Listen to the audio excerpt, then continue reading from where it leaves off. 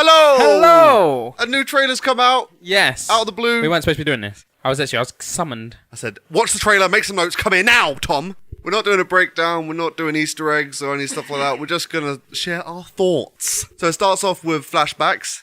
Yes, sexy flashbacks. Very sexy That's what I put flashbacks. it, sexy flashbacks. Good notes. Sexy Robert Downey Jr.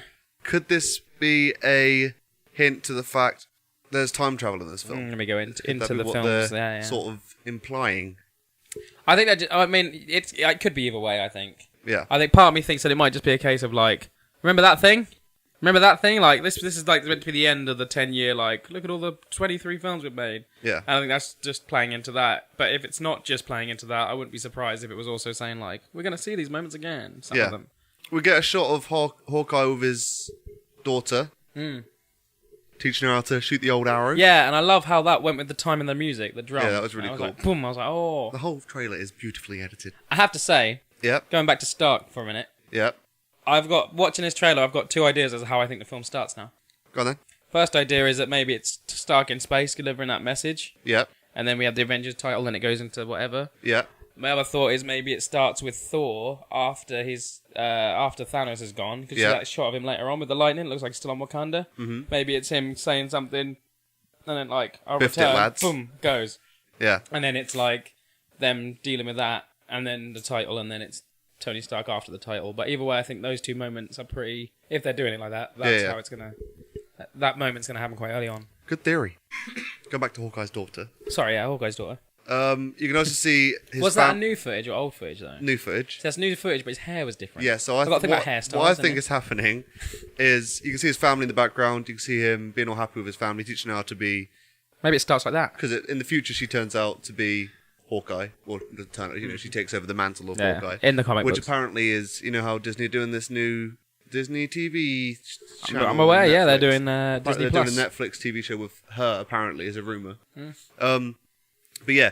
So this could be pre-snap. This could potentially be when the snap happens for his family. Oh, so we see maybe him. that's how it opens. So it goes, what happened? Flashback to that. I think, or maybe even start with that. Start with Hawkeye and his so family. it's 3 chilling. starts we got now. Yeah, and then he's teaching his daughter how to bow and arrow and be cool, and then she just dusts, and he goes, "What the fuck?" Turns around, his wife, dust.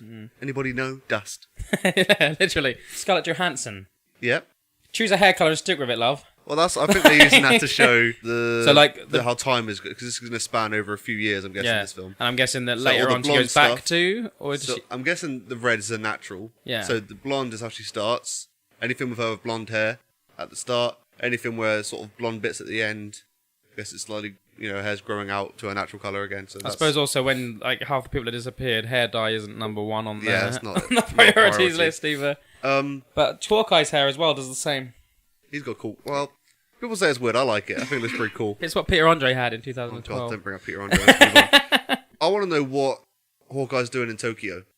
It is interesting. I like that shot of the plane or the ship going over. So the Quinjet's coming into Tokyo. You can see Tokyo around it, and I think that's Black Widow going to find him, being like, "What's going on? Come back." Yeah, that makes sense. So what I think will happen is, obviously that's in the first act, because when she's holding his hand and she meets him, she's got blonde hair. So like we said at the start of the film. So I think it's going to start off with Captain America and Black Widow being like, right, we need to find out how many of us are still here. So anyone that we have any sort of ties to, find out if they're alive, bring them back here. I like that there's a shot of Cap in his Captain America suit, all covered in soot. Yeah, that looking was pretty distressed. Cool. Put tightening his shield. Yeah. Could we be seeing the final moments of Captain America? Quite potentially. Because that planet, you also see Nebula there. That's very similar to a shot in Infinity War. I wouldn't be surprised if they've just changed the green screen. Really? And used a shot from Infinity War. Could have done. Because they do shit like that all the time. I mean, these are the people that took an eyeball in and out whenever they wanted to make Ragnarok work. So I'm not saying... Edit Hulk in for no reason. Yeah, I mean, I'll edit things in and out. So what I'm saying is, there's a very big chance that half of this stuff isn't in the thing anyway. Especially Disney's track record. Yeah. So yeah, with this planet, we also see Ant-Man there. The slow motion Ant-Man miniature gun up a pencil and stuff. That looks like it's in the same place. Yeah, but I don't understand why there's pencils and that there, because I thought that was like an alien. Potential rumours / spoilers here. It's been leaked apparently that Nebulous is aware of where Thanos has gone. to this place she calls the Garden, which is where Thanos went has in gone to that. retire. Okay, yeah. That makes sense with the Scarecrow, I think. Yeah. So it does look like what I think is the Benatar, the Guardian ship, has crashed. Maybe that slow motion Ant-Man is during the crash. That's why he's jumping, trying to get safe. Oh, yeah. And then they land. Nebula does a cool little pose of her sword, her classic, signature pose. And then that's when Cap puts his shield on. It's like, right, come here, Mr. Ballsack Chin. Let's fight. Whatever it takes. They said that a lot. Whatever it takes. Whatever it but takes. I think that moment, because they spoiled the whole Tony Stark thing by putting him at the end. Yeah. Or did they? Because they could airbrush him out like they normally do.